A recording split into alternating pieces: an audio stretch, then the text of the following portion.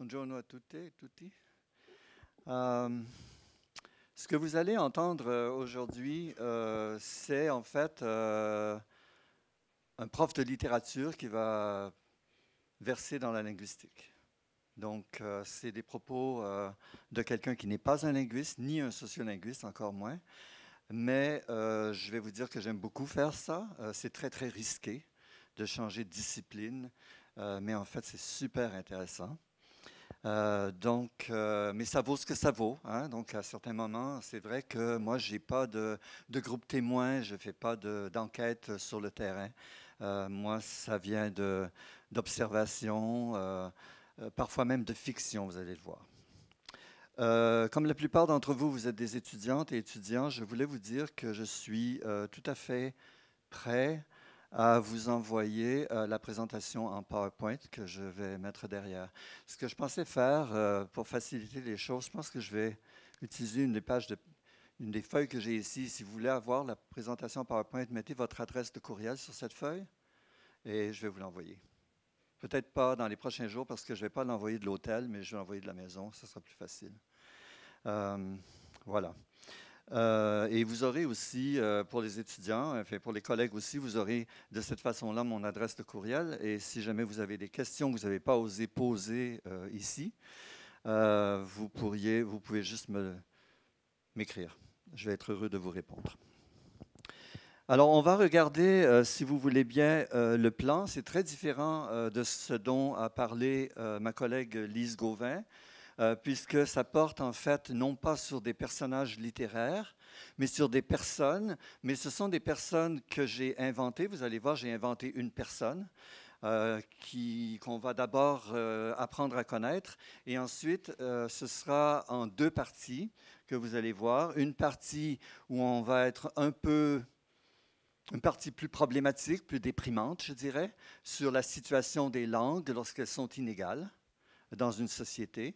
Et puis ensuite, on va parler du rôle de l'université, parce que nous sommes à l'Université de Corse, et je pense que c'est important, beaucoup d'entre vous êtes dans la vingtaine, et donc c'est important cette transition et ce moment où, en fait, où on se rend compte qu'il y a des choses à faire, et pour soi-même et pour les autres. Alors d'abord, je vous donne très rapidement le plan de l'intervention, et la première partie, je l'ai intitulée La langue première. Mais en vous disant que cette première langue n'est vraiment pas claire pour moi. Elle ne l'est pas non plus pour les Canadiens français, dont je vais vous parler maintenant. Quelle est cette langue première? Parfois, elle est une langue qu'on n'a pas vraiment appris en premier, mais qu'on juge à l'âge de 20 ans être sa première langue. Parce qu'on a décidé que c'était ça. Ça peut être le corse, mais ça peut être une langue de vos parents qui sont immigrants. Et puis quand vous aviez 14 ans, vous avez décidé que non, vous n'étiez pas hongrois ou italien, vous avez décidé que vous étiez français ou corse. Et puis là, à l'âge de 20 ans, vous dites, non, mais après tout, c'est vrai, mon origine, c'est différent. Et j'accepte ça. Alors, langue première, avec des guillemets que je n'ai pas mis sur la diapo. Vous allez voir que dans cette section-là, on va parler de Stéphanie, qui est un personnage inventé. On va parler d'elle à 14 ans et puis à 30 ans. Ensuite, on verra la complexité de la langue première, ce que c'est, l'inadéquation du sujet, donc d'une personne, devant sa langue. Et puis, on parlera de diglossie culturelle, on parlera de clignotement de l'identité. Ça va rejoindre certains aspects de la conférence de Mme Gauvin. La théâtralité, je pense, je vais essayer de vous expliquer ça pour que tout le monde comprenne de quoi il s'agit, le théâtre, de la langue, et puis le malaise. Alors, vous voyez, c'est assez pessimiste au départ. On parle de malaise, on parle de théâtre, on parle de jouer des rôles, et on parle d'inadéquation, donc on ne se sent pas bien dans sa peau. Mais ça va mener à une deuxième partie qui porte sur le rôle de l'université, qui va être un peu plus encourageante, donc les dernières 10 minutes à peu près. L'université et les cultures minoritaires, puisqu'on est ici. L'université, la médiatisation du lien social, on parlera de ça aussi. Le domaine de la représentation, ça c'est super important pour moi. L'université et la norme linguistique, mais en fait la norme de toutes sortes d'autres comportements dans la vie, même ce que vous allez devenir dans la vie. Le branding de la langue, la marque commerciale de cette langue, la langue comme marque, et puis l'université qui est-elle un organisme communautaire. Alors, ça c'est le plan, et commençons donc avec un personnage que j'ai inventé et que j'ai appelé Stéphanie Desjarlais. Alors, tout ce dont je vais vous parler maintenant, dans les prochaines 15 ou 20 minutes, c'est au sujet du Canada francophone où je vis.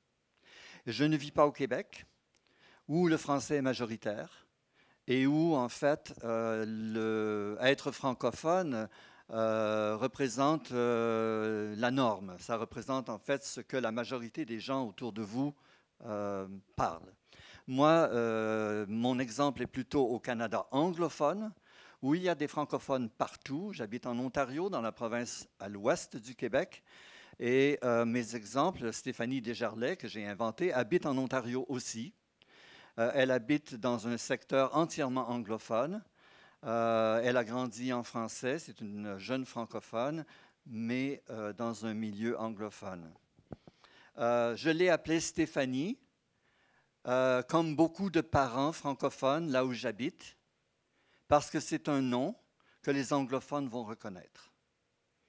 On ne va pas appeler, moi j'ai appelé ma fille Marie-France, elle ne m'a jamais pardonné. Parce que là, elle est totalement obligée de dire aux gens, aux anglophones, « My name is Marie-France, like the country ». Donc, elle est toujours obligée d'expliquer son nom, ce qui est, en fait, comporte une part d'humiliation. C'est humiliant d'avoir à expliquer ton prénom quand même. Et donc, je l'ai appelée Stéphanie, elle n'aura pas ce problème-là, puis l'accent, de toute façon, ça n'a aucune importance. Voilà, Desjarlais, c'est un problème pour les anglophones, mais on ne va pas parler de ça. Alors, quel âge je lui ai d'abord donné? Elle a 14 ans. Elle habite en Ontario, province à l'ouest du Québec, largement majoritaire, la plus multiculturelle du Canada. Et quand je dis multiculturelle, il faut imaginer le monde entier, toutes les couleurs de gens. Vraiment, c'est une province extrêmement multiculturelle. À 14 ans, contrairement à quand elle était enfant, elle a vraiment conscience de la culture qui domine, de la culture autour d'elle, qui vient par la télévision, qui vient par ses amis qui sont tous ou presque tous anglophones. Elle a conscience qu'on est différent. Quand on lui parlait en français dans la rue, quand elle avait 5 ou 6 ans, ça ne la dérangeait pas. Mais là, à 14 ans, c'est gênant un peu. C'est comme si le français était... On parlait trop fort en français dans la rue devant les anglophones, ses amis, et qu'est-ce qu'ils allaient penser. Elle est donc consciente de la culture hégémonique, de la culture dominante, et surtout de l'indifférence de cette culture. C'est-à-dire que cette culture-là ne reconnaît pas vraiment cette différence-là. Un Corse en France, là je vais prendre un exemple Corse, un Corse en France est-il encore un Corse? Vous voyez? Comment est-ce que vous montrez que vous êtes Corse? Et en fait, vous pouvez probablement vous fondre dans le grand tout. Et le grand tout est indifférent à ce que vous êtes. Les parents de Stéphanie forment un couple exogame. Et dans le cas qui m'intéresse moi, c'est un couple où un des membres du couple est anglophone et l'autre est francophone. Alors, ils ont 2 langues déjà. Lorsqu'ils se sont épousés, ils avaient déjà à gérer ça. Quand j'avais des étudiants à l'université, je leur disais toujours, il faut en discuter avant. Hein? Parce qu'après, quand vous arrivez avec votre conjoint, vous dites, « Hey, mon enfant va parler, je ne sais pas quoi. » Votre conjoint fait quoi? Ça sort d'où, ce truc-là? Tu n'as jamais parlé de la langue avant. Hein? Donc, il faut en parler avant. Donc, les parents en ont parlé avant. Ils ont géré la langue à la maison. Ils ont décidé, en fait, que avec Stéphanie, ils allaient parler toujours en français avec elle. Le père, qui est anglophone ici, est suffisamment bilingue pour le faire. Il y a des multiples sortes de couples exogames. Il y a des couples exogames où les 2 parents ne parlent pas la langue mutuellement, ou encore le parent minoritaire, dans ce cas-ci francophone, est le seul bilingue. Mais on va dire que par gentillesse, le père, qui est anglophone, a été capable de parler en français à Stéphanie. On a aussi convaincu le père anglophone d'envoyer Stéphanie à l'école primaire, à la maternelle d'abord, et ensuite à l'école primaire et secondaire en français, dans une école minoritaire. Il faut comprendre là qu'il y a des signes quand même. Ça veut dire que ton enfant ne va pas se rendre à l'école à pied, comme les autres enfants du quartier. Ton enfant va prendre un autobus pour aller dans l'école de la minorité. Il va être séparé de ses amis du quartier. C'est ce qui est arrivé à Stéphanie. Et puis, à 14 ans, il y a ce que moi j'appelle la rupture ou la désaffiliation. Il y a des moments où un enfant de 14 ans dit à ses parents, « Ce jeu-là que vous m'avez enseigné à jouer avec les deux langues qui sont les vôtres, c'est votre jeu, ce n'est pas le mien. Moi, à 14 ans, je ne veux plus jouer ce rôle-là. » Donc, dans le cas de Stéphanie, elle a dit à ses parents, l'Ontario, c'est une province anglophone. Moi, je ne veux plus parler français avec vous. Vous êtes tous les deux capables de parler anglais. We'll speak English together. Et j'ai souvent présenté ça devant des parents et je leur dis toujours combien cette décision de l'adolescent est douloureuse. Parce que les parents sont placés devant, imaginez les militants, hein? Donc des gens là qui ont dit, nous on élève nos enfants en français. Et puis la fille, elle dit, moi je ne joue plus à ça. Qu'est-ce que vous allez faire comme parents? Vous allez dire, je ne te parle plus? On parle en français ou alors tu prends la porte? Ce n'est pas ça qui se passe. Les parents disent, bon ok, on va parler anglais là. Et alors tout le système qu'ils ont monté pendant 14 ans s'écroule du jour au lendemain. Alors, c'est ce que j'appelle la rupture ou la désaffiliation. Attendez, je vais prendre une gorgée d'eau.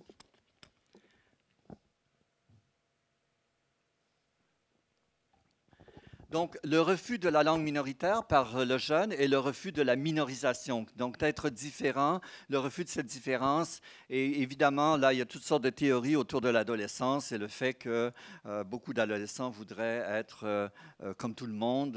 L'idée d'être différent n'est pas particulièrement une attraction. Quand on a 14 ans, on veut vraiment appartenir au groupe. Et puis, une dernière chose qui va revenir plusieurs fois et qui, à mon avis, est très, très importante pour tout le monde ici, c'est ce que moi j'appelle la décision identitaire. Quand on fait partie d'une minorité, et il me semble que c'est votre cas aussi, mais je ne sais pas, vous me le direz après, l'identité, c'est-à-dire qui on veut être, pas qui on est. Qui on veut être, c'est une décision. Quand on fait partie d'une majorité, cette décision semble être prise de soi. On n'a pas trop à s'interroger sur ça. Mais quand on est une minorité, on se dit, OK, c'est ça que je veux être. Et ça se passe peut-être à 14 ans, ça se passe peut-être à 25 ans, ça se passe peut-être jamais, mais il me semble qu'il y a ce moment de la décision. On va regarder maintenant la même personne qui avait 14 ans et qui a maintenant 30 ans. On va la regarder moins longtemps cette fois-ci, mais pour faire voir certaines des problématiques. Elle a 30 ans maintenant, elle habite à Toronto, très grande ville, 3 millions d'habitants, largement anglophone, vraiment à 95% anglophone, une des villes les plus multiculturelles du monde.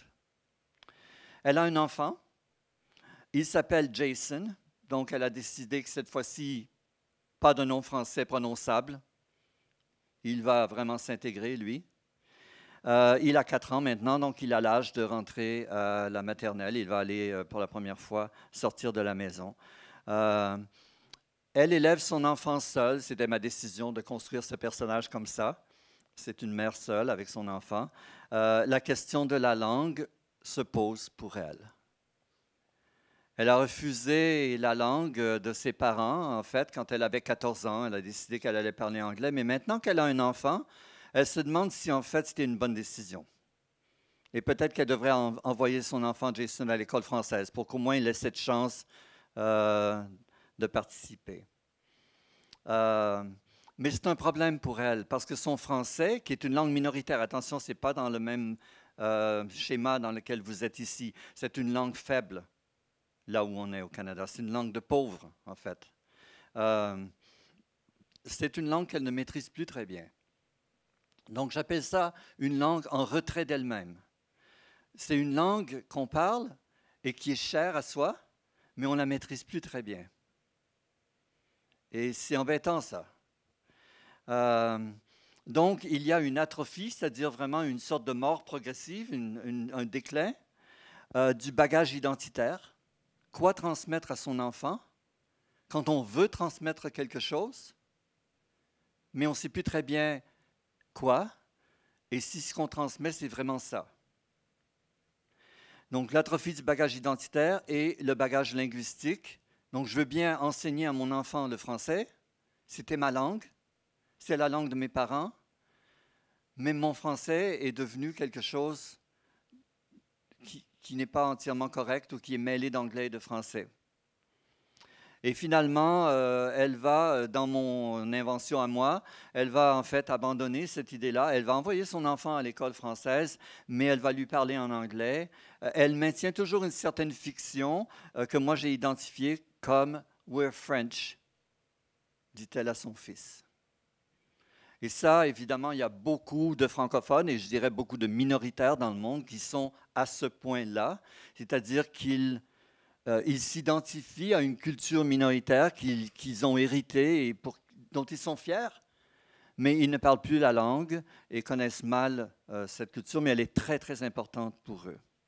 Ce qui conduit à une responsabilité de l'école minoritaire. Je crois que ça vous intéresse. Parce que là, Stéphanie a décidé qu'elle n'allait pas enseigner sa langue à son enfant, mais elle allait confier cette tâche-là à l'école.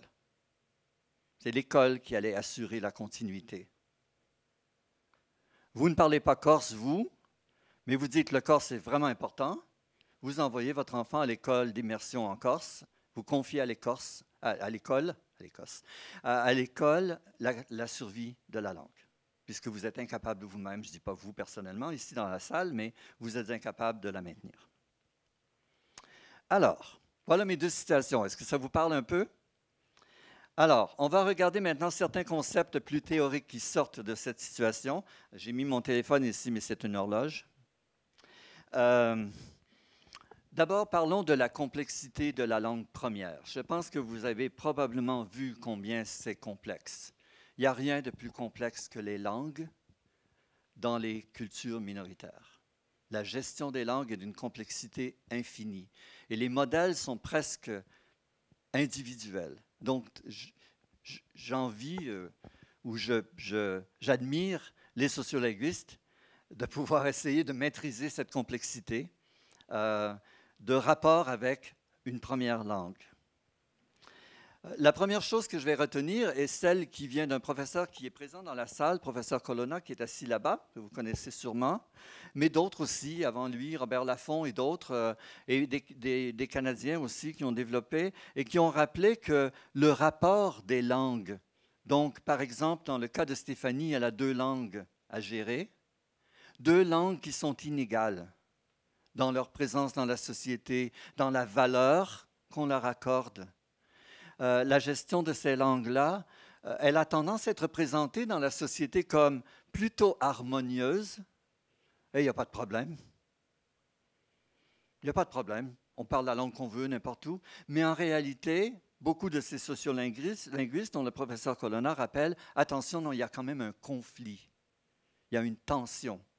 Moi, le mot que j'utilise, c'est plutôt tension que conflit. Il y a un conflit chez l'individu lui-même, là, à tous les jours même, je dirais, devant son enfant, devant ses parents. Il y a une sorte de tension là, qu'il faut décrire et pas juste dire « Ah oui, elle existe », mais il faut faire une étude de ça, théoriser ça.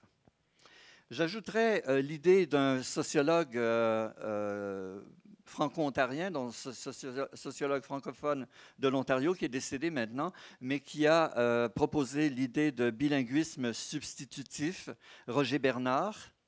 Qu'est-ce que c'est le bilinguisme substitutif? C'est très visible au Canada. Vous savez, le Canada, et vous l'avez entendu, je suis sûr, se présente comme l'image même d'une population bilingue. Donc, d'un pays où on encourage les 2 langues, où elles sont parlées de manière égale, le gouvernement canadien présente à ses propres citoyens l'égalité de ces 2 langues-là. Mais si on est francophone, on sait bien que ce n'est pas le cas. Et les francophones disent toujours, très souvent, il y a une langue plus officielle que l'autre ici. Et on sait quelle est cette langue. Ce n'est pas le français. Donc, Bernard a montré que parfois, pour un individu qui est bilingue dans l'enfance, donc capable de parler les deux langues, à ses parents dans une langue, à ses grands-parents anglophones dans l'autre langue, cet enfant-là va finir par substituer sa première langue, qui est le français, par la langue deuxième, qui est l'anglais. L'anglais va devenir sa première langue, alors qu'elle était sa deuxième langue, historiquement. Vous me comprenez?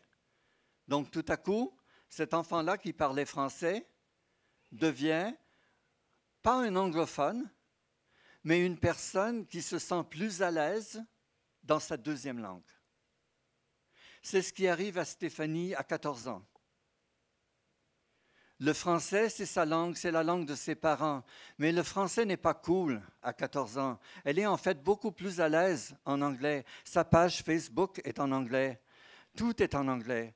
C'est elle en anglais. En français, ça a l'air faux. Donc, c'est ça le bilinguisme substitutif. La deuxième langue devient, pour chacun des individus, une première langue, c'est-à-dire la langue la plus proche de toi. Et l'adjectif que moi j'utilise, c'est la langue la plus transparente. Donc, par exemple, je vais vous donner un exemple ici qui marche peut-être, vous me direz. Quelqu'un qui est très, très convaincu de vouloir parler français et corse.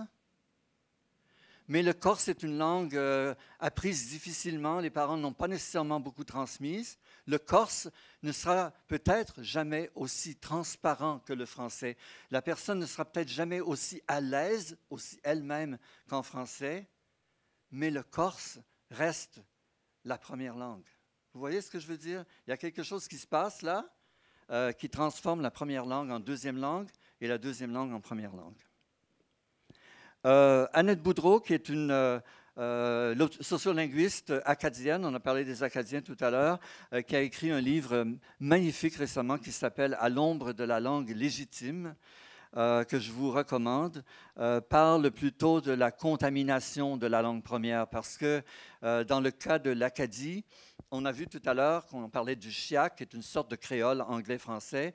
Ce n'est pas même un choix entre deux langues, c'est juste un mélange de langues qui fait que la substitution devient plutôt un mixage. Alors, je vous ai donné une citation d'Annette Boudreau, mais en fait, je ne vais pas la lire pour ne pas prendre trop de temps. Mais vous voyez justement le bilinguisme pour elle. Stéphanie est une personne bilingue, mais le bilinguisme, qui devrait être une fierté et qui l'est pour beaucoup de francophones, devient une cause, elle dit, elle, d'ostracisme. Vous savez, dans le curriculum, dans les cursus scolaires de l'Ontario jusqu'il y a 10 ans, on avait cette phrase qu'on disait aux enseignants qu'il fallait amener les élèves à n'avoir qu'une seule langue, parce que deux langues menaient les élèves à la confusion. Très nord-américain, vous allez me dire, peut-être pas. Parce que ça reflète en fait l'idée qu'une personne peu confuse n'a qu'une seule langue. Une personne qui a deux langues est une personne confuse. Ça, je ne vous le dis pas, ne notez pas ça dans vos notes. C'est, à mon avis, une mythologie qui est entretenue beaucoup par les écoles dans les pays à majorité d'une seule langue. Alors, on va ajouter d'autres concepts à ça. Je voudrais ajouter celui d'émigration symbolique. Ça, c'est moi qui ai créé ce mot-là. Émigration symbolique, ça veut dire, ce que je voudrais vous suggérer, c'est que tout à coup, on a l'impression d'une personne qui sort d'elle-même. Elle sort de ce qu'elle a toujours été. Elle devient quelqu'un d'autre. Et cet autre-là peut être la même personne qu'elle était, mais ça peut être aussi une toute autre décision. Être à 14 ans, prendre la décision d'émigrer de sa famille. Symboliquement, hein? Stéphanie reste toujours chez elle, mais en fait, elle est sortie de sa famille, symboliquement. Elle ne veut plus participer au jeu de sa famille. Et ça se passe dans des minorités encore plus, comment je dirais, plus distinctes que des minorités linguistiques. Ça se passe tout le temps. Dans des communautés religieuses très, très fermées, la moitié des enfants quittent leur famille. Physiquement, là. Parce qu'ils ne veulent pas participer. Donc, Dans le cas de la linguistique, des cas linguistiques, je dirais que cette émigration est beaucoup plus symbolique que réelle. Ici, François-Pierre Gingras plutôt, qui écrit dans la géométrie des appartenances dans les petites sociétés, il fait remarquer que les minoritaires ont cette possibilité de changer de groupe d'appartenance. Et moi, je vous dirais que pour les Canadiens francophones, c'est un choix qui est quotidien et peut-être même de toutes les minutes. Mes enfants, par exemple, moi, ce n'est pas mon cas. Moi, j'ai grandi au Québec, j'ai un accent en anglais, donc on me reconnaît. Mais mes enfants qui ont grandi comme enfants minoritaires en Ontario, ils sont bilingues au point où on ne reconnaît pas d'accent quand ils parlent anglais. Le français est leur première langue, c'est certain, mais l'anglais est une langue parfaitement transparente pour eux. Ils ont toujours ce choix et ils l'utilisent. Donc, à certains moments, on est anglophone. Tiens, je ne vais pas faire de vagues aujourd'hui, on parle anglais, comme ça tout le monde est content. Et puis à un autre moment, tu arrives dans un resto et tu parles en français, et là, ça y est, il y a une sorte de petit malaise qui est créé, parce que là, on n'est pas sûr de ce qui va se passer. On a créé un petit remous dans la société majoritaire. Mais ça ne dure pas longtemps, parce qu'on se fait répondre en anglais, puis là, on finit par OK. On va faire ça. Donc, c'est comment on construit son identité. Rappelez-vous que toutes ces théories dont je vous parle, ce sont des théories basées sur la construction personnelle de l'identité. L'identité, ce n'est pas ce que vous pensez que vous avez toujours été, c'est ce que vous pensez que vous êtes. Et vous pouvez le construire. On le fait tellement de nos jours avec les sexualités et le genre. Qui vous êtes en tant que femme ou homme, c'est la même chose en fait au niveau des langues. Finalement, pour cette question-là, dans les sociétés asymétriques, sur les plans linguistiques et culturels, les transferts entre les langues, donc le passage d'une langue à l'autre, sont absolument la norme. Le professeur Thiers nous a parlé de la littérature corse, où il a dit qu'en littérature corse, il n'y avait en fait pas beaucoup de co-présence des deux langues, du corse et du français. Eh bien, à l'hôtel ce matin, il y en avait partout, absolument partout. Les employés se parlaient en alternance entre corse et en français. Il y avait des mots français dans le corse.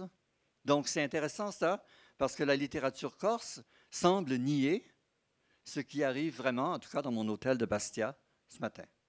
Donc, très intéressant cette coprésence. Donc, les transferts sont fréquents, parfois à l'intérieur de la même phrase, parce qu'on n'a pas le bon mot en corse, donc on va utiliser le mot français parce qu'il n'y a pas de mot en corse, et puis inversement peut-être, je ne sais pas. En même temps, comme le rappelait le professeur Colonna, il y a une part de tension dans ça, une part de deuil. C'est gênant parfois de ne pas pouvoir tout dire, ce qu'on voudrait dire dans une langue. Le sentiment chez beaucoup de minoritaires de ne parler aucune langue correctement. Ni le français, ni le corse, chez les immigrants, ni l'arabe, ni le français, d'être entre les deux, incompétent partout. Donc cette tension de deuil, de souffrance, c'est ça l'émigration symbolique. La défaillance de soi, c'est ça aussi, un autre terme que j'utilise dans ce cas-là. Et puis finalement, peut-être un autre terme que vous voudriez peut-être utiliser éventuellement, c'est la langue première comme langue de désir, c'est-à-dire comme chez Stéphanie, lorsqu'elle a 30 ans, elle ne parle plus vraiment suffisamment français, mais c'est une langue de désir. Elle la voit comme elle-même, c'est quand même quelque chose qu'elle veut. Elle veut ça pour ses enfants. Elle ne veut pas renoncer à ça, mais c'est un désir parce qu'en fait, elle est incapable de le réaliser dans la vie de tous les jours. Et finalement, écrire dans la langue de l'autre, je voudrais vous faire remarquer une dernière chose à ce sujet-là, c'est que parfois et très souvent, quand on étudie les cultures minoritaires, comme c'est votre cas ici, on utilise ce terme « autre ». L'autre. Dans ce cas-ci, ça pourrait être un Français du continent, par exemple. Chez moi, ce serait l'anglophone. Mais tout ce que je vous ai dit jusqu'à maintenant vous fait voir que pour beaucoup d'entre nous qui vivons en situation minoritaire, l'autre n'est pas à l'extérieur. Il est en soi. Et on est porteur de cette altérité. On est porteur de qui on est, qui on veut être, qui on n'est plus. C'est nous aussi, ça. J'espère que ça, c'est clair. C'est hyper important de savoir, en fait, parce que l'opinion qu'on a de nous-mêmes c'est beaucoup plus fort si, en fait, ça vient, c'est intériorisé, ça vient de nous. Je voudrais vous citer, je vais regarder si j'ai le temps de le citer. Ouais, ok, je vais le faire. Je vais citer Abdelkébir Khatibi, qui est un philosophe marocain qui a beaucoup écrit sur le bilinguisme, pas dans les mêmes conditions que celles dont j'ai parlé, mais il a grandi en arabe au Maroc dans un moment où c'était le français qui était la langue plus élevée sur le plan de la culture et de la société. Et il écrit ceci. Langue, donc l'arabe ici, dont il eut un jour honte. Imaginez-le à 14 ans peut-être. Langue dont il eut un jour honte sous le coup d'une atroce humiliation. Remarquez les termes très très forts ici. Mais il ne se souvenait pas de quelque fait marquant qui eût provoqué une telle sensation. Personne qu'on peut accuser ici. Il ne se souvient pas. Il se considérait comme un décadent, le dernier de sa généalogie, une sorte de mutant d'une langue à l'autre. Et puis plus loin, traduire l'impur dans le pur, la prostitution dans l'androgynie était une aventure parce que Khatibi va essayer de résoudre ces tensions il appelle ça l'androgynie, donc être un seul. C'était une aventure qui exigeait d'être vécue sans aucune réserve. Il errait de pays en pays, de corps en corps, de langue en langue, et je tombais parfois dans la détresse. Très pessimiste, mais en même temps recherche d'unité, d'harmonie entre les langues. Dernier concept pour l'instant, celui de la théâtralité. La théâtralité, c'est un des éléments qui explique la perte de la langue première. Et je vais vous donner un exemple. Je ne sais pas si ça va vous dire quelque chose, mais je vais vous donner un exemple quand même. Je ne sais pas trop. Moi, quand j'en parle, je pense à quand on était enfant, vous et moi, et puis il y avait les oncles et les tantes, et les parents et les cousins et les cousines. Et puis, disons que vous aviez appris à l'école quelque chose, à danser, ou à faire une petite pièce de théâtre, ou à parler corse. Et on vous dit, Stéphanie, parle corse devant grand-maman pour lui montrer. Hein? C'est ça la théâtralité. La théâtralité, c'est parler corse devant un auditoire qui ne comprend pas le corse. Mais on le fait toujours pour l'affirmer, parce qu'il faut le faire, mais on parle au mur. On est juste le seul acteur, en fait. On se comprend seul. Ça, c'est le théâtre de la langue. Il n'est vécu que par les minoritaires. Ça, j'en suis 100% convaincu. Jamais un majoritaire n'a cette expérience. Au Canada anglais, je peux vous dire que les Canadiens anglophones n'ont aucune notion de cette théâtralité. Et vous allez me dire, OK, j'ai plus de cousines et de cousins, j'en ai pas besoin, j'ai simplement besoin d'aller dans un comité comme professeur à Ottawa, dans la capitale, où c'est bilingue, supposément. Et là, il y a les gens assis tout autour de la table. Le gouvernement maintient la fiction. Ah oui, vous pouvez parler dans la langue que vous voulez. Moi, je parle en français. Et tout le monde regarde son téléphone. Puisqu'ils n'ont rien, ils ne comprennent rien. Mais je parle français pour satisfaire le gouvernement central, en fait, qui est bien content de voir qu'en fait, le bilinguisme fonctionne, mais il ne fonctionne pas. Donc, c'est le théâtre de la langue. J'appelle ça aussi la scène de l'indifférence. Tout le monde regarde son téléphone pendant qu'on parle corse ou autre chose. L'inefficacité du symbole. On parle la langue minoritaire comme symbole, mais en fait, c'est inefficace, c'est inauthentique. les Autochtones, les Amérindiens du Canada sont, je dirais, malheureusement pour eux, des experts de cette théâtralité, puisqu'il y a des langues autochtones au Canada. Plusieurs sont encore très vivantes. Et les intellectuels, écrivains autochtones, évidemment, ils vont commencer une conférence en langue Mi'kmaq ou Cri ou Innu, mais ils savent bien que nous, on ne comprend rien. Mais donc c'est un symbole. L'impression de futilité, l'identité fusionnelle, c'est juste entre nous qu'on parle cette langue-là. Voilà. Donc c'est la place de la langue minoritaire dans la sphère publique. Et je vous dirais que les jeunes, adolescents, sont hyper sensibles à cette théâtralité. Je suis sûr que vous avez détesté jouer devant vos oncles et vos tantes, peu importe quoi. Hein? On veut aller se cacher, rentrer dans le plancher. Et c'est la même chose quand je suis dans mon comité à Ottawa. Je le fais, là, et puis après, j'ai le goût d'aller prendre quelques bières et dire, OK, oubliez ça. Toujours donc ce poids de la décision. Quand est-ce que je parle cette langue? Devant qui? Pour qui? Est-ce que c'est juste pour moi? Quand est-ce qu'elle occupe pour moi l'espace public?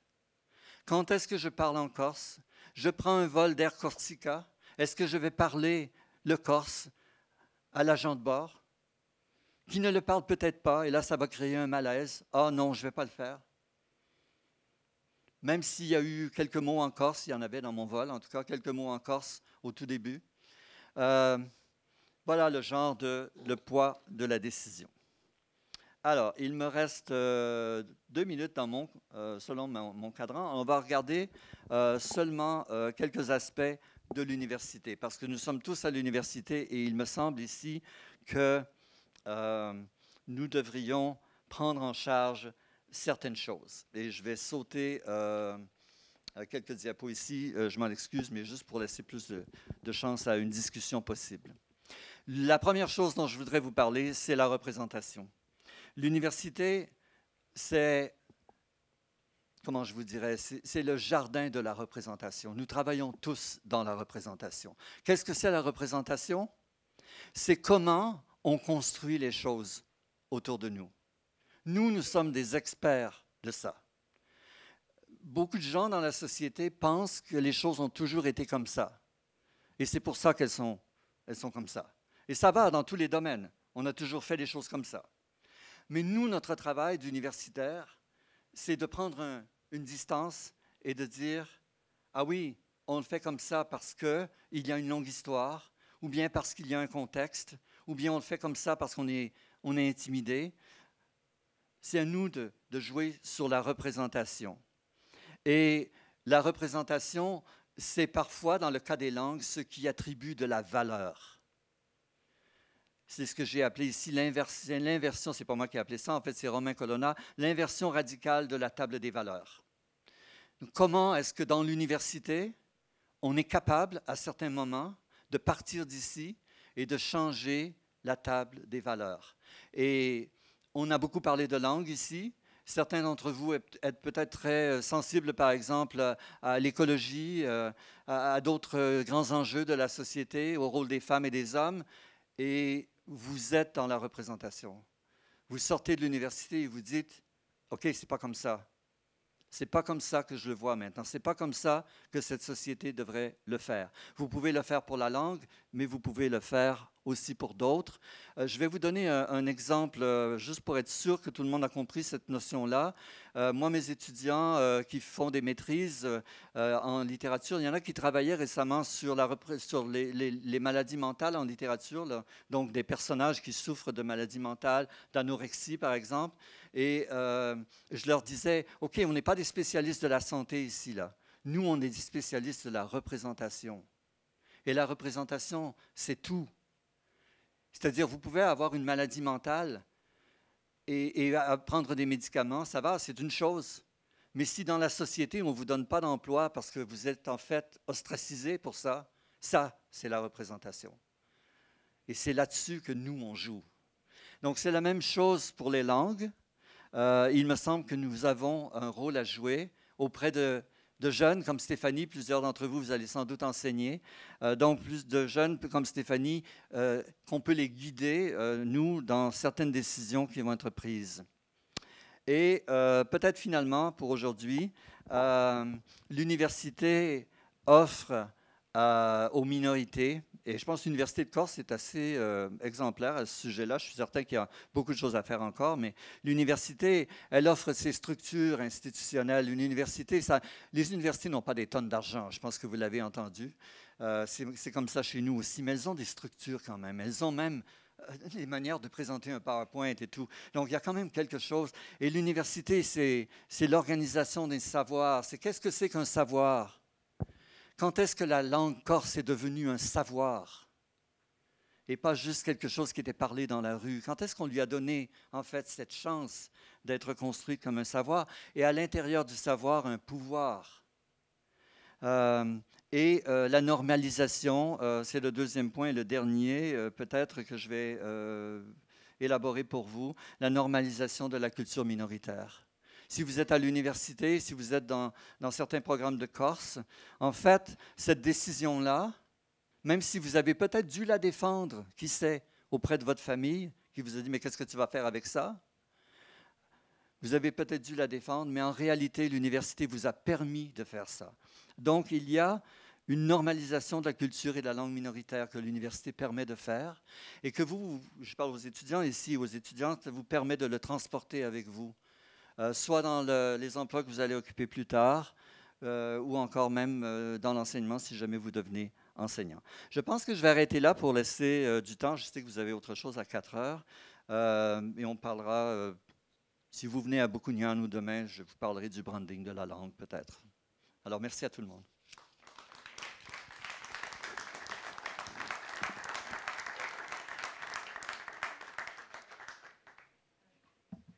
Merci François. Je crois que quand je me suis retourné à un moment donné, il n'y avait pas un seul visage d'étudiant face à toi. Ils étaient tous penchés sur leurs feuilles. Les prises de notes étaient apparemment très importantes. Alors peut-être le temps que certains d'entre eux formulent quelques questions. Si nous avons quelques collègues qui souhaitent réagir peut-être, puisque certains ont été mentionnés, non. Bon. Alors, Gilbert, Naoumanda, parce que la plupart d'entre vous se sont reconnus dans les cas d'expérience qui ont été mentionnés pendant ce propos. On va lui devoir un café à lui plus tard. Merci. Bon, déjà, bonjour. Bonjour. Bon, premièrement, j'ai été frappé par des similitudes avec notre situation à nous. Par exemple, le We are French, qu'on entend souvent ici sous la forme de on est corse, nous sommes corse, en langue française, nous le disons, de plein d'autres exemples. Mais ma question, c'est de vous demander si vous, en tant que locuteur d'une langue minorée chez vous, en tant que spécialiste quand même, est-ce que vous pensez qu'il y aurait une réponse à apporter, une solution à cette gêne qu'on éprouve, cette peur de provoquer ce malaise, la peur qu'on ne réponde pas? Est-ce qu'il y a des solutions qu'on pourrait apporter? Oui, merci. Ça, c'est une bonne question, en fait. Je m'interroge beaucoup sur ça parce que ce que je vous ai raconté aujourd'hui, c'est pas quelque chose que je savais avant, il y a pas si longtemps, en fait. C'est venu en partie en observant mes enfants, mais oui, c'est assez récent dans ma vie que j'ai réalisé ça. Et je vous ai parlé du rôle de l'université. C'est clair pour moi que les institutions, pas seulement l'université, sont capables de créer une situation plus positive. Ce qui pose le problème aux minorités, à mon avis, c'est le manque de reconnaissance. Ça ne va pas vous donner une solution, mais ça fait voir où est peut-être le problème. Il me semble que c'est l'indifférence ou le manque de reconnaissance de la société majoritaire. Et par majoritaire, je ne veux pas dire uniquement français du continent. Donc, tous les gens qui, en fait, ne voient pas le problème ici en Corse, pour ce qui est des Corses, tous les gens qui ne voient pas le problème chez moi. Donc, comment, en fait, attirer leur attention sur ces problèmes-là? Parce que très souvent, un les jeunes minoritaires arrivent à certains points importants dans leur vie et ils n'ont personne, en fait, à qui parler parce que leurs amis ne voient pas le problème nécessairement. Donc, ils pourraient en parler, ils peuvent en parler. Il y a peut-être un ami qui va dire « Ouais, ouais, moi aussi j'ai ce problème-là. » Et là, ça marche. Il y a quelque chose qui va se passer peut-être. Mais très souvent, c'est quoi? C'est quoi ton problème? Et je dis « OK. Agace-moi pas avec ça. On a d'autres choses à penser. Moi, je me cherche un emploi, etc. » Donc, et pourtant, c'est quelque chose. Moi, je suis vraiment d'avis qu'il y a quelque chose là qui fait qui doit être résolu et que s'il n'est pas résolu à un certain moment, il va être résolu quand on va vouloir transmettre aux autres.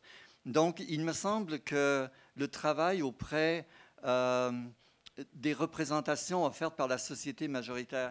Et il y a quelque chose peut-être que je voudrais ajouter en réponse à ta question qui était en fait le point suivant que j'ai appelé le branding. Vous connaissez ce mot anglais, hein? Donc la marque de la langue. Il y a certaines régions du monde qui ont très très bien réussi sur ce plan-là.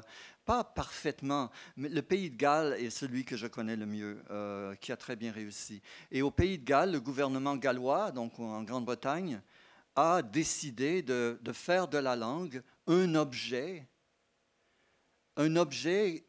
sur lequel il faudrait créer une marque, donc de le vendre à ses propres citoyens, en disant que c'est cool et en donnant toutes sortes de raisons pour que quand on le parle, pas seulement les Gallois natifs, mais tout le monde trouve ça pas mal le fun, comme on dit chez nous. Donc, ça a très bien marché dans le Pays de Galles, ça. Et au début, ça a créé beaucoup de commotion parce qu'on a dit, mais là, tu vulgarises la langue, c'est pas quelque chose comme McDo, etc. Moi, je suis plutôt concret, là. La langue, c'est comme McDo. C'est comme Uber, c'est comme n'importe quoi. Je veux dire, si tu veux que les gens embarquent dans quelque chose, vends-le. Et c'est gênant, mais il faut le vendre à ses propres gens. Parce qu'ils ne sont pas tous convaincus que c'est quelque chose de viable. Donc, je répondrais peut-être qu'il faut être il faut être par terre, là, vraiment terre à terre et dire, OK, ça y est. Et ça vient d'organismes, ça vient des municipalités, ça vient de centres culturels, de groupes communautaires, voilà. Je ne sais pas si je réponds à tes questions correctement. Autre question. Je crois savoir qu'il existe une association étudiante de promotion, valorisation du Corse, de la culture corse. Il y a peut-être des représentants de cette association ici, c'est quasiment certain. J'ai vu la photo, certains d'entre vous en font partie. Donc, vous êtes pris là. Qui se dénoncent.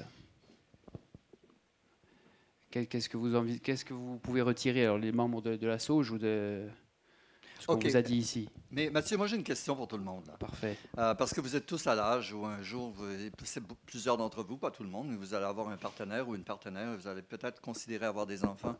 Qu'est-ce que vous allez faire? Que vous allez leur transmettre le corse? Oui? Tout le monde va le faire? Êtes-vous capable, tout le monde? À peu près? Et allez-vous les envoyer à l'école communale? Ou qu'est-ce que vous allez faire là? La garderie, par exemple, pour les envoyer quand ils ont 1 an ou 2 ans, allez-vous choisir une garderie où on parle corse? Qu'est-ce que vous allez faire? Ah, je veux une réponse, ça m'intéresse, ça. Alors, allez, caccia de due parole. Je regardais les femmes, mais je devrais parler aux hommes. On va renverser les rôles ici. Puisque, et les gars en arrière, qu'est-ce que vous allez faire avec vos enfants si vous en avez? Et quelqu'un veut répondre? Ah, mais là, c'est pas... Ouais. C'est enregistré, c'est pour ça. Alors, la question de la garderie corse, bon, je ne sais pas s'il y a actuellement en Corse des établissements qui se vantent de ça. Oui, il y en a. S'il y en a donc, pas, oui, ce serait une très bonne idée. Oui. Après, ce qui est sûr, c'est que, bon, vous parlez de votre exemple de Stéphanie, par exemple. Nous, pour apprendre le corse en cours, on ne va pas envoyer un enfant dans une autre école spécialisée dans le corse. On fait le choix de lui faire suivre des heures en plus en corse. Ça, c'est merveilleux. Et, et voilà. Donc, Oui.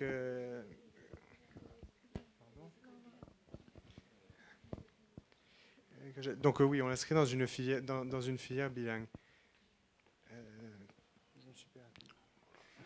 Mais c'est un choix, si je comprends bien, hein. Vous pourriez aussi Oui, c'est dire ne un pas le choix. faire. Oui. Maintenant, après, on s'aperçoit, c'est que moi, j'ai l'impression qu'il y a des élèves qui, notamment à l'âge de 14 ans, comme vous disiez, enfin, vers le milieu du collège, choisissent, oui, je pense, de rejeter ça parce qu'on Oui. préfère, au bout d'un Oui. moment, se dire, ben, je ne vais pas m'embêter à suivre de cours de Oui. Corse qui ne sont pas reconnus, ou mes parents m'ont inscrit. Voilà. Je préfère avoir 2 heures ou 3 heures en plus de Oui. libre pour aller Oui. faire le beau sur la Oui, la place avec mes natation. copains. En fait, Et des voilà. cours de natation ou autre, oui. Oui, je comprends. Et chez nous, c'est là que les parents se dissocient très souvent. Donc, c'est là où il y a eu une entente dans le couple. Oui, on va envoyer notre enfant, on va faire des heures de Corse, on va prendre la filière Corse à l'école, tout va bien. Et quand arrive le collège, pour prendre votre système scolaire, là, les choses, les parents disent, ah, ben là, maintenant, c'est plus un jeu. On veut qu'ils soient capables d'aller dans les grandes écoles françaises. OK, on joue plus à ce jeu-là. Maintenant, on y va avec le français. Donc, il y a ces phases, vous voyez, ces décisions qui sont prises à la fois par les parents à un certain âge, mais aussi dont les enfants sont en fait je vais dire les victimes. Ils n'ont pas de prise de décision eux-mêmes et puis éventuellement, ils vont prendre des décisions. C'est à ça que je voulais faire référence. Donc, je me disais que pour les individus qui vivent dans ces contextes dans lesquels vous êtes et dont on parlait, il y a beaucoup, beaucoup de ces prises de décision qui affectent la culture elle-même.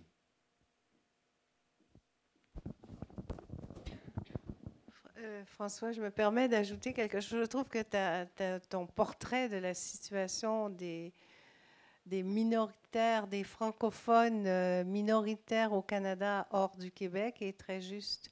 Je veux juste, parce qu'au Québec, c'est tout à fait différent.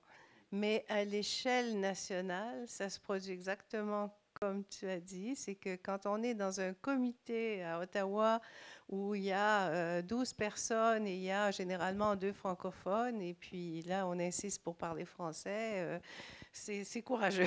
on se force pour affirmer justement ce bilinguisme officiel qui est jusqu'à un certain point théorique, mais enfin, quand même, c'est mieux que rien. Mais ce que je voulais dire, c'est que le problème, je crois, tel que je le perçois avec les minorités francophones hors du Québec, au Canada, c'est qu'elles sont dispersées. Je veux dire, il y a 6 millions de francophones au Canada qui sont au Québec, puis il y en a 1 million un peu partout, essaimés dans tout le Canada. Donc, il n'y a pas, c'est difficile d'avoir ce sentiment communautaire que vous pouvez avoir ici en Corse et qui est tout dispersé chez nous. Alors, c'est pour ça que finalement, les gens finissent. C'est normal qu'ils croient que c'est meilleur pour les enfants d'abdiquer ou de les envoyer plutôt à l'école anglaise. Ou il y a combien d'anglophones en Amérique du Nord? C'est quoi, là? Au Canada, il y en a 30 millions, mais ailleurs, aux États-Unis, il y a combien de millions? 400 millions d'anglophones. Alors, c'est tout ce rouleau compresseur qu'on a qui passe finalement. C'est vraiment... Et les francophones sont dispersés hors du Québec. C'est des communautés dispersées, mais même pas des communautés, c'est des groupes très minoritaires. Oui, ce sont de très petites minorités, c'est vrai. Et aussi, le Canada est un pays très, très fragmenté sur le plan des institutions. Donc, par exemple, il n'y a pas d'éducation nationale au Canada. Chaque province, c'est comme les Landes en Allemagne, chaque province a son système d'éducation. Donc, certains francophones sont mieux traités que d'autres par leur province. Ça, c'est vrai. J'ajouterais peut-être à ce que tu as dit, Lise, une considération plus philosophique qui est peut-être davantage vraie pour le Canada que pour l'Europe, qui est la vision que nous partageons, nous, tous, au 21e siècle, que l'individu est plus important que la communauté. Et je sais que plusieurs d'entre vous, vous allez me dire, non, c'est pas vrai, moi, c'est pas vrai. Mais ça reste quand même que juridiquement, c'est très, très difficile aujourd'hui de convaincre quelqu'un que les droits d'un groupe sont plus importants que les droits d'une personne. Il n'y a pas de code de droits des collectivités. Il y en a quelques exemples dans la communauté européenne, mais ça me semble peu efficace. Au Canada, il n'y en a pas. Donc, chaque individu est laissé à lui-même dans ses décisions. Et peut dire, j'appartiens à cette communauté-là, mais ça reste une décision plus individuelle. Vous savez ça, parce que tous les annonceurs de produits essaient de vous fidéliser. Ils essaient de vous donner des cartes et des points et tout ça. Ça, c'est parce qu'on est tous des individus. Et les grandes compagnies sont absolument angoissées par ça. Parce qu'on a tellement de liberté. Alors, ils vont faire, OK, on va vous donner cette carte-là et vous avez un voyage gratuit après des achats de 100 000 €.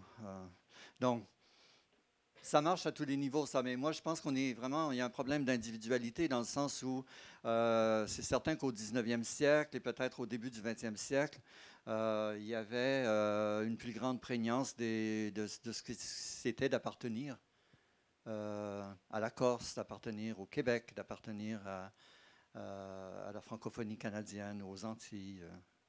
Ça me semble moins joué aujourd'hui. Et c'est un défi pour les collectivités minoritaires, ça. Parce qu'elles disent, oui, mais on n'a pas de survie si on est juste des individus. Ça n'existe pas, ça. Il n'y aura pas de Corse si on est juste des individus. Merci. Bonjour tout le monde. Merci François et Lise pour ces deux conférences lumineuses. J'interviendrai davantage sur la seconde qui se rapproche plus de mes recherches. Dommage que nous n'ayons pu stabiliser, institutionnaliser un dialogue plus public et fécond, dont acte, ce n'est pas grave. Je me bornerai juste à soulever un point qui me semble essentiel. Alors j'ai eu l'outrecuidance de ne pas noter l'expression que vous avez employée en pensant que je m'en souviendrai une demi-heure après. Ce n'est bien évidemment pas le cas, mais c'est sur le choix que Stéphanie opère quand elle décide de ne plus parler français au profit de l'anglais. Et dans mes propres travaux, j'avais emprunté une formulation, me semble-t-il, qui était d'un auteur qui s'appelle Davalon au sujet du patrimoine, me semble-t-il, au sujet de ce qu'il appelle la filiation inversée. Et grosso modo, l'enfant cherche à se souvenir ce que le père a cherché à oublier. Autrement dit, la filiation inversée, ça veut dire quoi? Ça veut dire que c'est l'enfant qui choisit de remonter vers le passé, qui construit son passé, non pas le passé qui s'impose à lui, à savoir les parents qui décident de sa langue, mais c'est l'enfant qui choisit, arrivé à un certain âge, souvent à l'adolescence, de choisir une langue qui n'est pas celle que les parents lui ont inculquée, ce qu'on appelle rapidement, même si ça prête à discussion, la langue maternelle. J'avais pour cela étudié, je dis à l'adresse des étudiants d'études corse et ceux qui se destinent à passer le CAPES de Corse, tous ceux qui étaient arrivés majors, j'en étais intéressé au major, du concours du CAPES de Corse, sur 5 années, me semble-t-il, si ma mémoire est bonne, c'était il y a quelques années.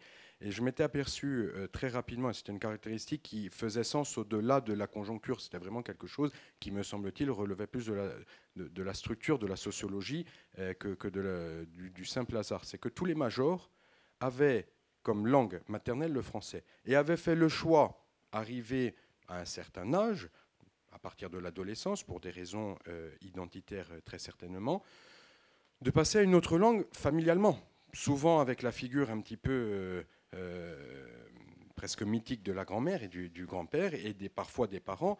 Et donc, M. Paré évoquait quelque chose qui doit être, je ne l'ai pas connu, je suis trop jeune pour ça, peut-être que je le connaîtrai demain certainement, d'une violence extrême, un enfant qui décide à un moment donné de dire à ses parents « je ne te parle plus dans la langue pendant laquelle tu m'as parlé pendant 14 ans », c'est d'une violence familiale extrême. Et là, dans le cas de Stéphanie, ça se fait au profit de la langue majoritaire, en tout cas dans le lieu dans lequel Stéphanie évolue. Or, en Corse, ce que moi j'ai pu observer, et on est beaucoup ici, je pense, à avoir suivi ce parcours-là, c'est le choix totalement inverse. C'est-à-dire qu'on va se détacher du bloc dominant pour rejoindre le bloc dominé, minoritaire. Donc voilà ce que Davalon, me semble-t-il, appelle la filiation inversée. Donc là, on a deux exemples. Un, on va dire au Canada de manière très générale, où on va vers la langue dominante, et en Corse où on va vers la langue dominée. Mais me semble-t-il, il y a un point commun entre les deux, et j'insisterai dessus. C'est qu'en Corse, jusque dans les années 70, ce qui caractérisait le locuteur corsophone, c'était d'être coupable d'être locuteur corsophone, coupable de parler corse. Il fallait absolument, de manière injonctive quasiment, passer au français, au profit de tout ce que représente la langue française et au détriment de la langue corse. Ce passage au profit de la langue française supposait un abandon de la langue corse qui était vécu comme un véritable stigmate d'infériorité, d'humiliation. Monsieur Paré en a parlé. Mais donc, ce qui caractérisait le locuteur corsophone jusque dans les années 50, c'était la culpabilité.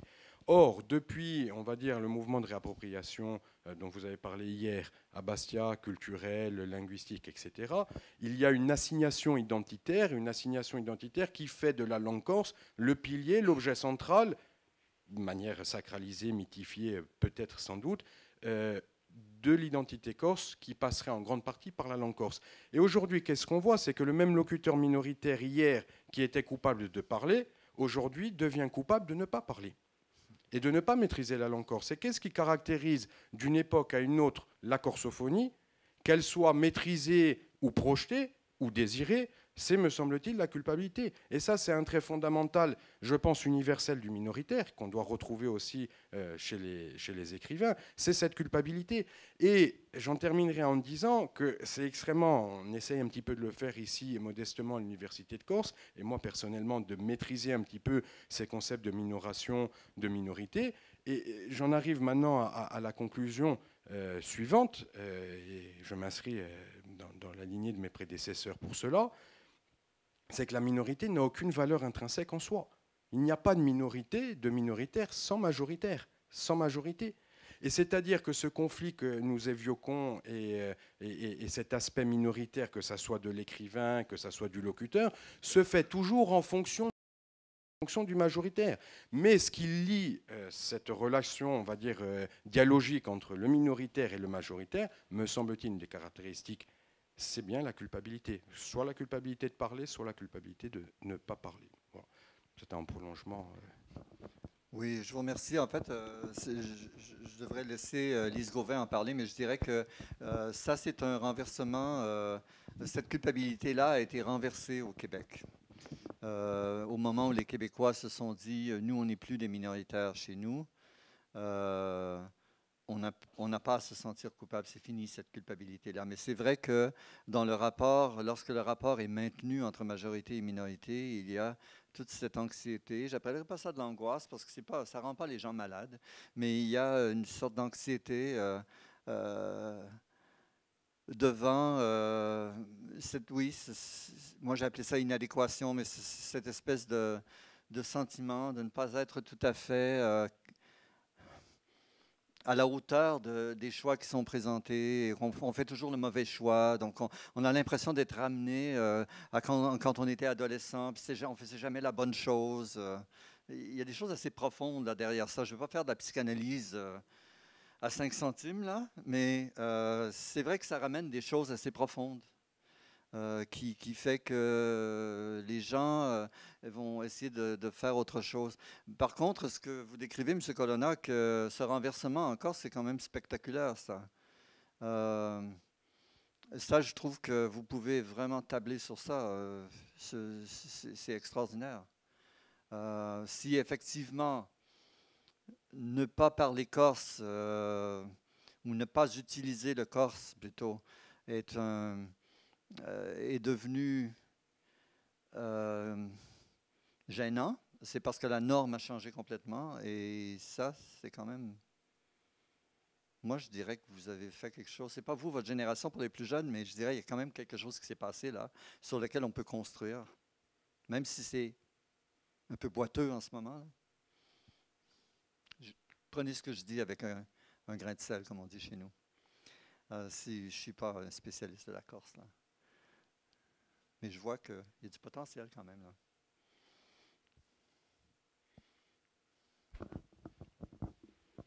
Pas d'autres questions? Alors, juste pour peut-être Peshtutsiga, comme on dit. On a évoqué la culpabilité, qui du coup s'est transférée à la langue corse.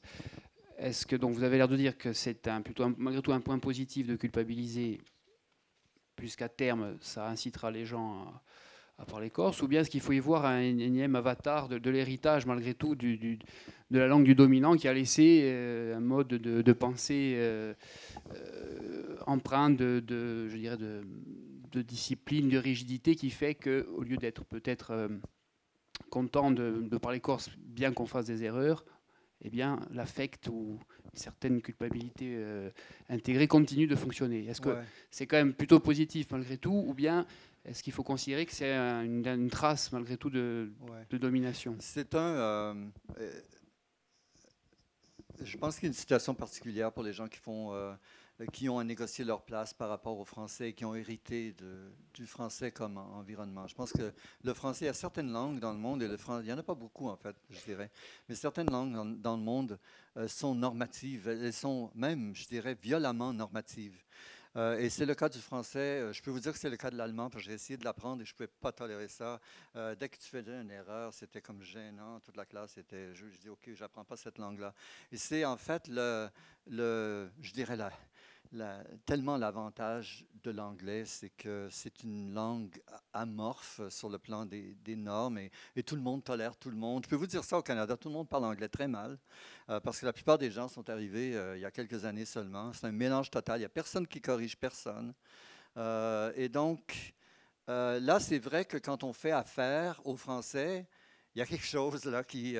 et peut-être qu'on le transfère même. Hein. Je sais que les Franco-Ontariens aussi, l'école franco-ontarienne où moi j'habite, elle est coupable de ça. Je veux dire, c'est une école hyper grammaticalisée. Il faut l'accord du participe passé. Donc des élèves qui ont de la misère, qui ont beaucoup de difficultés à parler leur première langue, on leur dit, mais tu n'as pas accordé le participe passé. Là, quand même, il y a quelque chose de décourageant. Alors c'est vrai que Mathieu, tu as raison. Le rapport au français fait qu'on a un peu intériorisé cette idée qu'il y a une perfection de la langue, qu'elle représente une perfection de la culture. Il faut sortir de ça, je dirais. Autant que possible, faisons tous une thérapie de ça.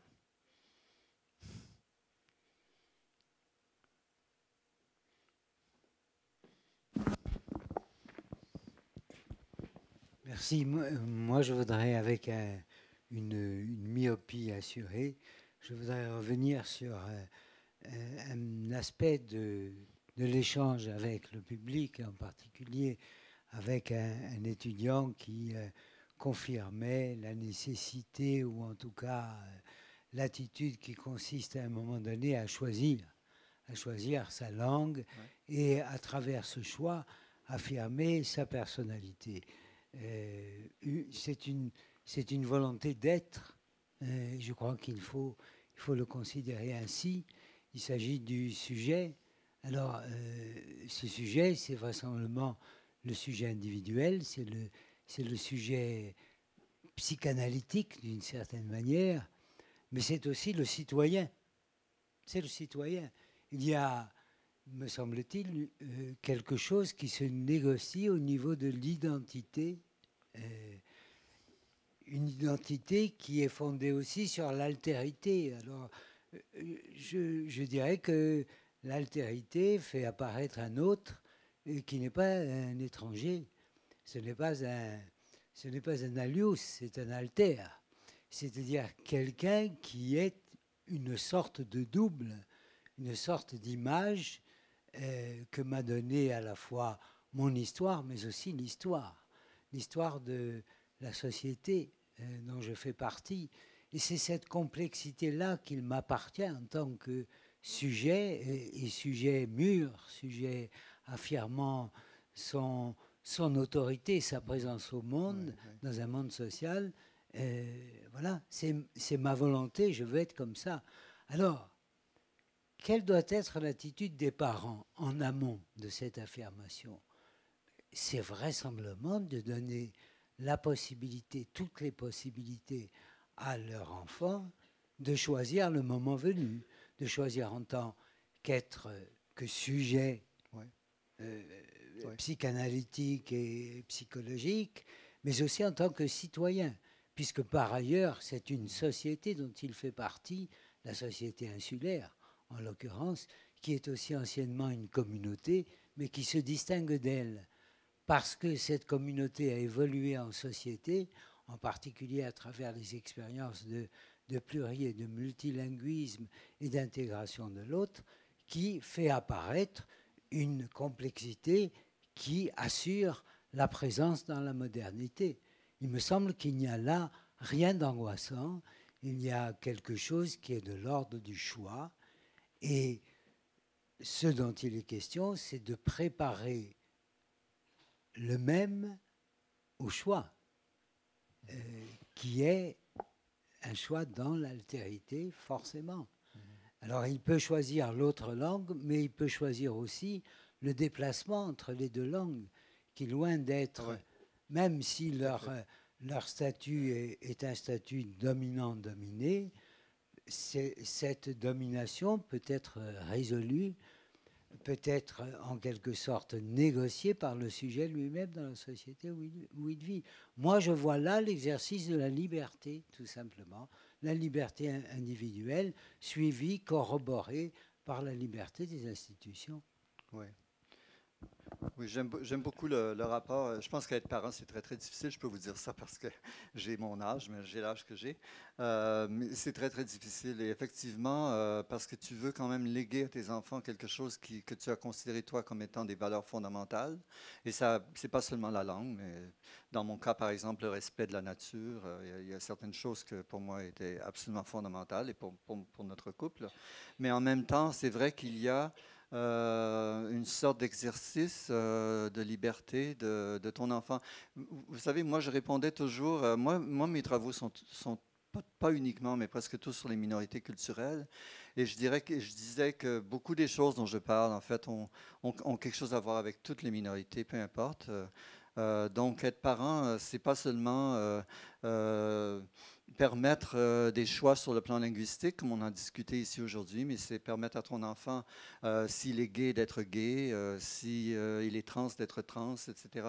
Donc, c'est vraiment, là, il y a quelque chose qui est un exercice fascinant, je peux vous dire ça, mais extrêmement difficile avec ton enfant ou tes enfants. Et chacun des enfants sont des altérités, hein, parce que les enfants qu'on a, tes parents pensent toujours ça va être la copie conforme de moi, hein, mais ce n'est pas le cas. Donc, mais pour moi, c'est fascinant et ça, c'est l'avenir de la société. Donc, j'ai conscience, pour moi, c'est pour ça que j'insistais sur le travail de l'université, parce que vous êtes arrivé, pas maintenant, là, personne ne veut avoir des enfants maintenant, j'ai bien l'impression, mais vous êtes arrivé quand même à un moment où ça commence vous commencez à penser, OK, qu'est-ce que je vais faire après, qu'est-ce que ça va être, même est-ce que je vais rester ici. Donc, c'est des moments cruciaux et je suis certain que la plupart de vos parents jouent ce rôle-là qui est, OK, on est avec toi, mais en même temps, on n'est pas avec toi. Compliqué.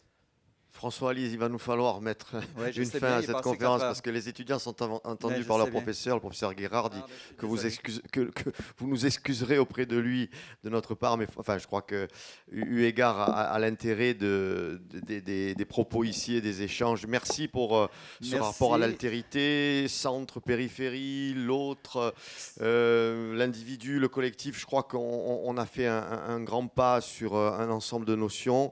Je vais donner je vais donner des adresses mail. Moi, je voudrais remercier chaleureusement les chevilles ouvrières de cette rencontre. Jacques Thiers, dans le cadre de sa mission au sein du CCU. Mathieu Graziani, en tant que VP des relations internationales, qui a assuré aussi ce lien. Louise Miniconi pour tous les aspects administratifs et l'accompagnement, bien sûr, et vous les étudiants. Nous continuons demain à Boconia. Nous merci beaucoup et toutes nos excuses auprès de Gênes. Si vous voulez la présentation PowerPoint, venez mettre votre adresse. Ou l'achat des lignes sur sur Tende, ok, voilà.